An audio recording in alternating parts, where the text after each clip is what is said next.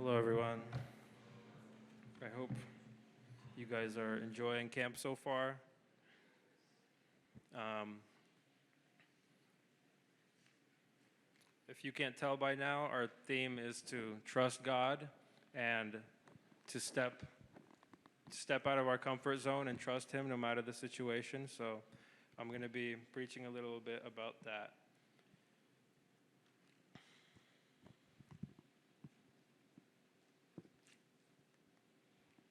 Bear with me. All right, so our brother Tony said a really good passage earlier about Peter walking on the water, and he went into that a little. And I'm going to start off by going a little bit deeper into the same story. So there might be a few overlaps, but just stick with it, and you'll see. We'll hopefully the Holy Spirit will open up some things to us all. So I'm going to cover a few different parts of trusting God. We're going to talk about why it's important to trust in God, specifically why it's important to fully trust in the Lord. And then we're going to talk about how it looks to trust in the Lord, what it looks like to trust in the Lord. And finally, the last one will be how we can grow our faith in the Lord.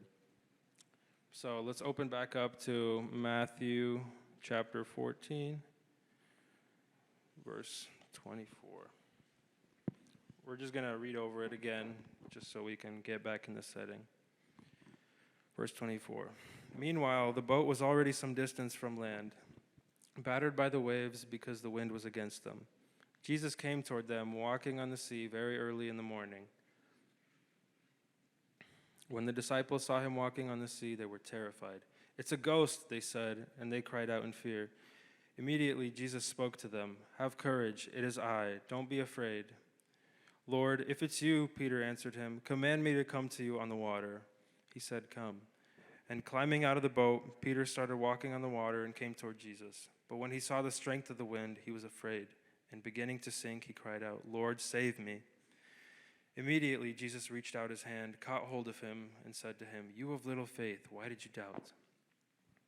I find this passage has a really good example of what it looks like to trust in the Lord, while also a really good lesson for what it looks like when we don't fully trust the Lord. So I kind of want to dive deep into the specifics of this passage. So let's look at verse 28 again.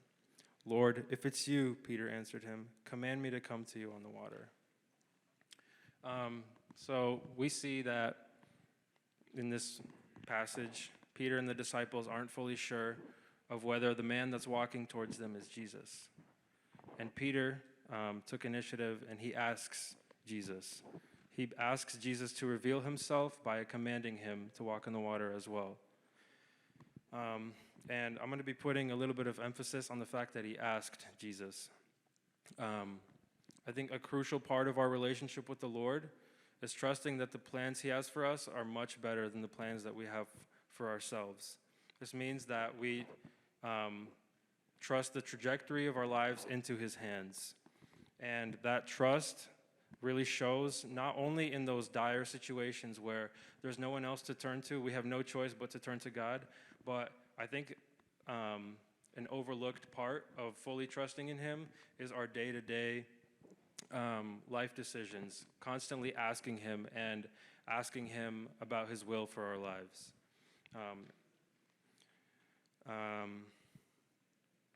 And why am I putting so much emphasis on the fact that we have to ask him all the time? One of the many characteristics that God has is the fact that he's a provider. He listens to his creations and provides us with whatever we need, right? When we bring him our needs and desires, when we ask him of his will in our life, that shows that we trust him. And when we don't ask him of every little decision in our life, we don't ask him about the day-to-day things, that shows that we would rather trust ourselves, right? We don't need the Lord. We would rather, just go by what we think is best.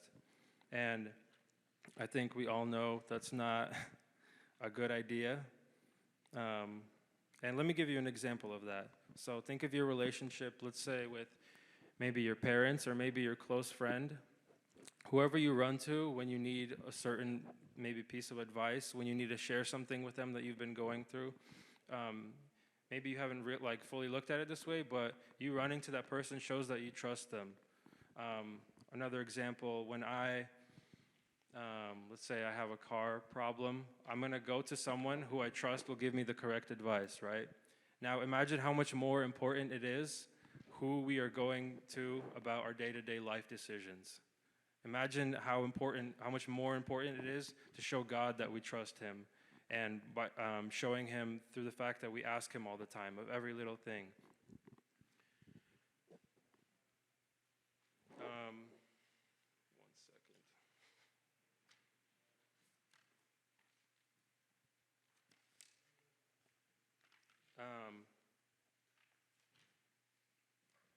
Anyways, I got lost a little bit. But when we try to take things into our own hands, we see that we often will either find ourselves physically hurt or we find ourselves not fulfilled. And I believe that's because we were biologically created with a need for our Savior. We were created with the intent that we will be walking with Jesus and asking him constantly of his will in our life. So when we go against that design that we were created by, we find ourselves often unfulfilled, kind of like how in our skit we showed that Tyler, he received everything, he did everything, he did it by his own way, but he found himself very unfulfilled. And I believe that's literally us going against our nature, because we were created to always be reaching out to God, right?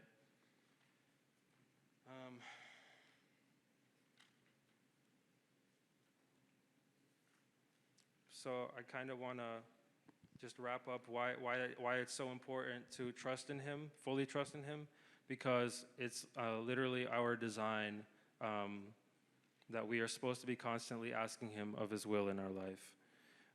One of my favorite things about God, and I've said this before, but it's the fact that when we ask God to reveal himself to us, he will, right? He'll always answer us.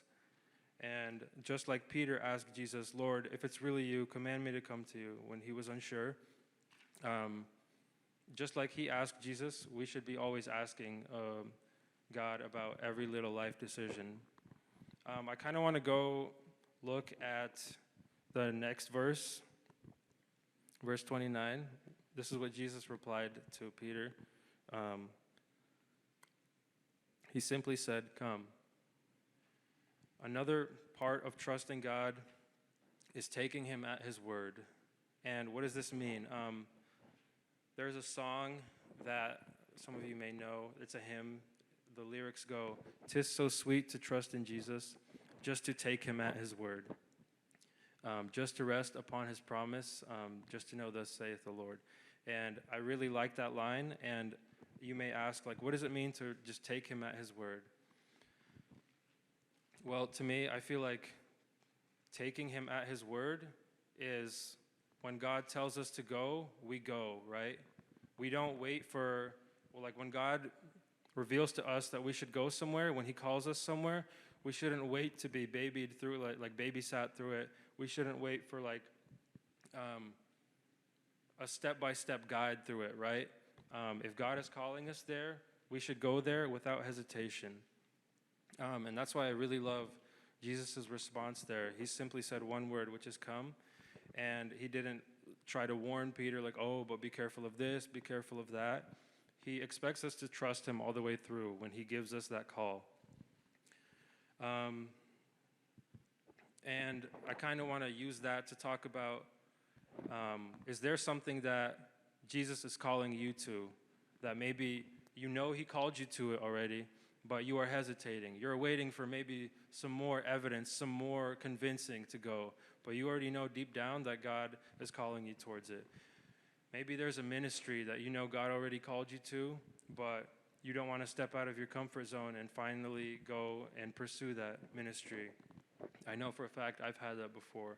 So if you know that God is calling you somewhere, it's important that you don't start making excuses like, oh, it might not be I'm not too sure, like I believe when we know that God is calling us to, we ask him, like I said earlier, and if he tells us to go, we go.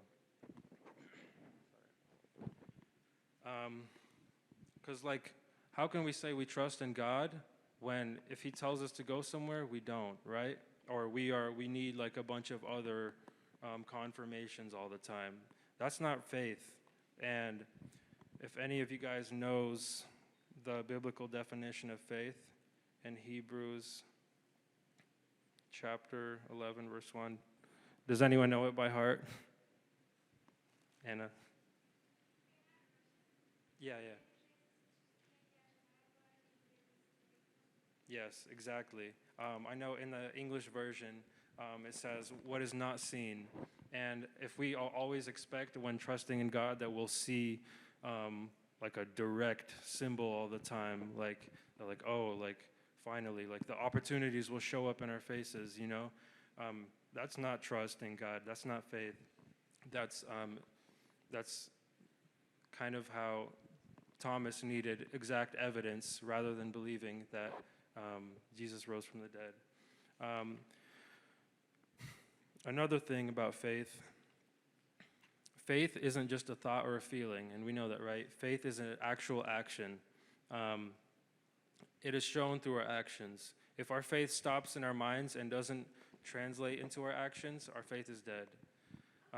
Kind of just like how Peter told Jesus, like, Jesus, I'll go to you if you tell me to go. And Jesus told him to go. And when it became time to actually take action, Peter hesitated, right? It's really like, I kind of want to pivot a little more now to how it's so easy when learning to trust God to make backup plans for him. Not fully trusting him and making backup plans just in case the Lord's plans will fall through. That's not trusting him, right? That's not trusting him fully. Like clinging on to what might seem safe or comfortable is not full trust in the Lord. And the enemy will always try to give us excuses not to fully surrender our lives and our decisions to the Lord. He'll tell us we need to have everything figured out. It might not be safe, it might not be convenient, but it's important that we tune out those worldly excuses for not full surrender, kind of how Peter was supposed to tune out the waves around him. Another example of making backup plans when trusting God is Genesis, chapter 12, verse 1. So if you guys want to open up to that.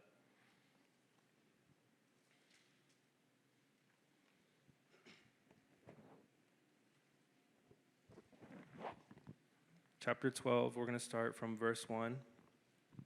The Lord said to Abraham, "Go from your land, your relatives, and your father's house, to the land I will show you.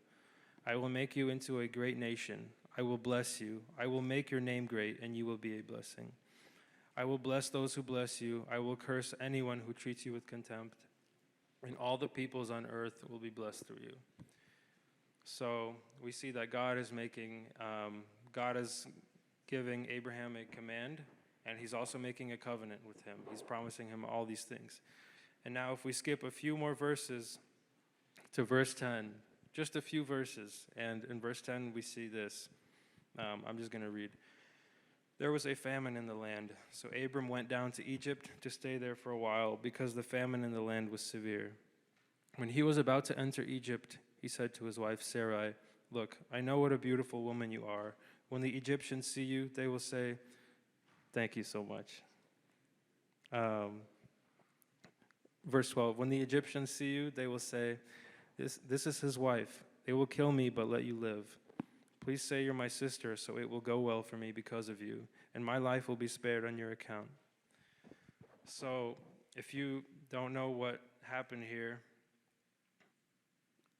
as soon as Abraham is faced with something that might look like danger, he immediately seemingly forgets the covenant and all the promises God just made to him, and immediately takes matters into his own hands.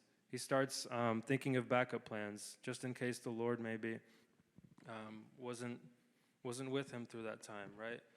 And it's like, it's crazy, like only a few verses after God literally spoke to him and promised him that he'll bless Abraham, he'll curse anybody who is his enemy, right?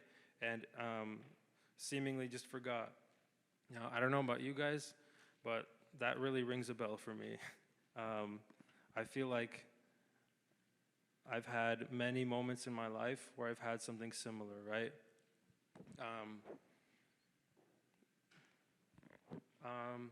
For example, like I know exactly what the Lord has done in my life. I know that He's saved me. I know that He's answered so many of my prayers. He's worked in the lives of the people around me. He's freed me from so many things that I would have never been free of without Him, right? And despite all that, I've had many times in my life where I would just seemingly forget all of those things, right? And there were parts in my testimony. One sec, I'm gonna open this water bottle.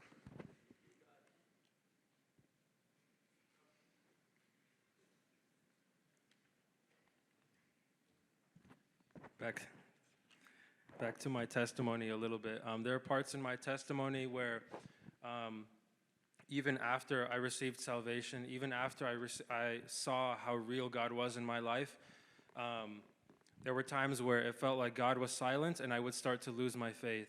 I'm very ashamed to admit this, but there were times in my life where I would doubt the existence of God, even after I had an encounter with Him and after I really experienced His love. And for some reason, when it felt like God was silent, I would start doubting, right? And it seemed like there was no evidence of God in my life. And it's a really like horrible place to be in, but just goes to show how forgetful we are as humans and how easily we can be taken astray off of the path of fully trusting and devoting our lives to God, right? And I said that part of my testimony so I can bring us to the next point. How can we grow our faith? Like, what should I do when I'm in that situation where I might be lacking faith? It can be hard for me to trust my life into His hands. Like, what do I do in that situation? Let's open up Psalms 77. If you're reading in Russian, it'll be Psalms 76, I believe.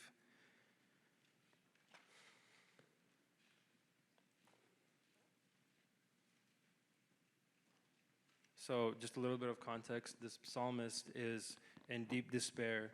He feels like God is silent, and he is wondering where God is. So I'll start reading from verse 7. Will the Lord reject forever and never again show favor? Has His faithful love ceased forever? Is His promise at an end for all generations? Has God forgotten to be gracious? Has He in anger withheld His compassion? So clearly he's frustrated. Like, where is God? Like, it seems like there's no sign of Him. And right after this verse, we see a shift in his tone. Verse 10. So I say, I am grieved that the right hand of the Most High has changed. I will remember the Lord's works. Yes, I will remember your ancient wonders. I will reflect on all you have done and meditate on your actions. God, your way is holy. What God is great like God? You are the God who works wonders. You revealed your strength among the peoples. And he goes on to worship Him, right? And in this time of desperation, he remembers all of the things that God has done for him, what kind of God He is. And I really want to stress the fact that when we lack faith, it's so important that we get to know the one who is faithful to us. When we feel like